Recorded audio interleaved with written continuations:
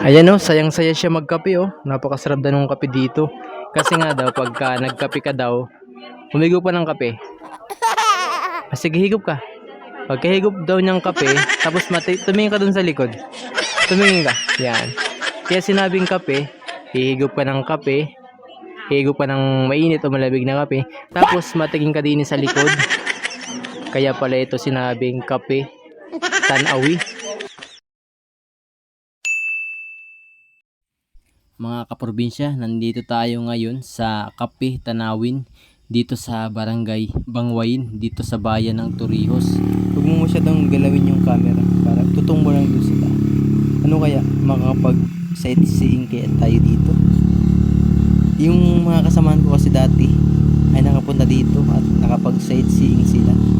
Ay asubukan natin. Yung cellphone baka mahulog. Asubukan natin na makapagano tayo dito, makapag-vlog. At sigurado pag hindi tayo makapag-vlog, uuwi tayo dito ng wala na po ang video. Sige na, patayin na yung camera. Ano nga pala ng entrada ng Kape Tanawi ay dito tayo magpa-park ng motor. I-assist tayo ng kanilang agent o kanilang employee. Dito yung motor and then doon naman yung 4 wheels. Bago nga pala tayo makapasok sa Kape Tanawin ay kailangan muna natin mag-register dito at magbayad. Magandang araw mga kaprobinsya. Ayan, nandito kami sa Kape Tanawi sa Barangay Bangwain, Torrijos. Ayan, napasubo kami dito kasi sana magsa-sightseeing lang sana kami. Hindi kami inallowed pumasok. Kailangan daw namin magbayad. So, dati kasi pwede dito mag-sightseeing lang. So, under operation na pala sila ngayon. So, napasubo yung 300 natin. Pero okay lang. Susulitin natin yung pagpunta dito. Tawil mo yan? Mga kaprobinsya, ito yung entrada ng Kape Tanawi. Shoutout sa mga taga Torrijos. Napakaganda dito guys. Oh, masarap dito pumunta pag hapon. Pwede kayo magbila dito. Ayan, may mga bangko dito. At naman nyo yung lubog ng araw. Pero walang swimming pool dito guys. Mas maganda sana kung may swimming pool. Tapos ito yung Tanawi natin oh. Napakaganda guys. Napakahangin. Kahit mainit, mahangin naman. Sir, doon yung counter? Okay. Opo. Kape. Ayan sa una mga kaprobinsya, meron dito. Ayan o, tindahan. Kung gusto mo bilhin ng drinks and iba pa. Tapos meron ditong mini gazebo na yari sa ratan. Ang ganda o. Upo mo na dyan.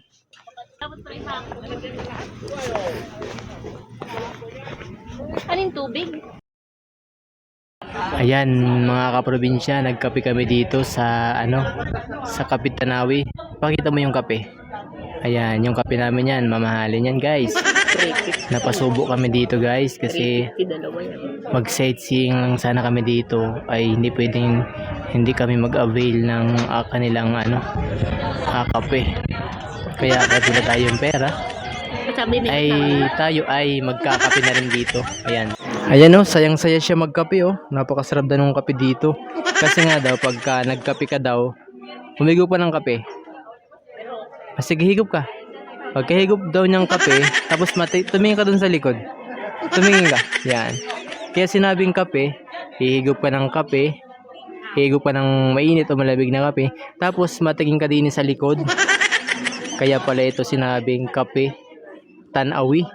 Oh. Kape Tanawin. Pag guminom ka ng kape, ka dito, matingin ka dyan.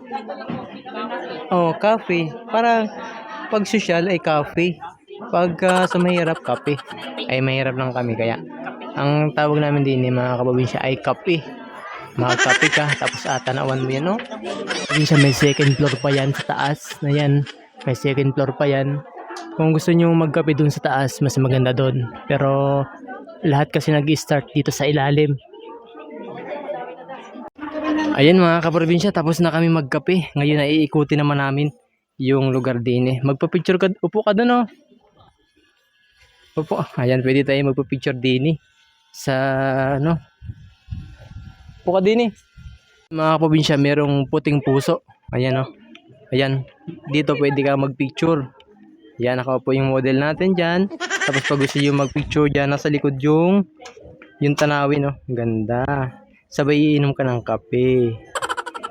Mas maganda dito mga kaprobinsya paghapon kasi makanlong. So, lalabas na kami. Pupunta kami dun sa taas. Yan mga kaprobinsya, paano na kami? Palabas na kami. Masakay ako dun sa duyan. Ha? Yun ang duyan na Sige, tara. naupo. Dini, oh. Dini. Dito sakay sa duyan. Oh, sige. Mga kaprobinsya, marami rin ditong mga duyan-duyan. Tapos pag umupo ka dyan, siyempre makikita mo pa rin yung tanawin. Yan, oh. Yung tanawin natin, ang ganda. Uy, sana all.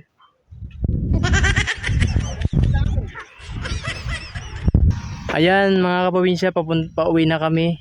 Medyo nawalan ako ng gana dahil yung susi namin ng motor ay hindi ko alam kung saan inilagay. So mababa na kami.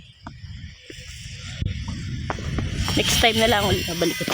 Next time mabalik kami pag meron na kaming kwarta. Napasubo kami dito mga kaprobinsya. Dahil mag-sightseeing lang sana kami. Ay pala may bayad na. Hindi na kami pwede. So nag-avail kami ng isang voucher para sa isang tao. Laki mo. So ayun. Pauwi na kami.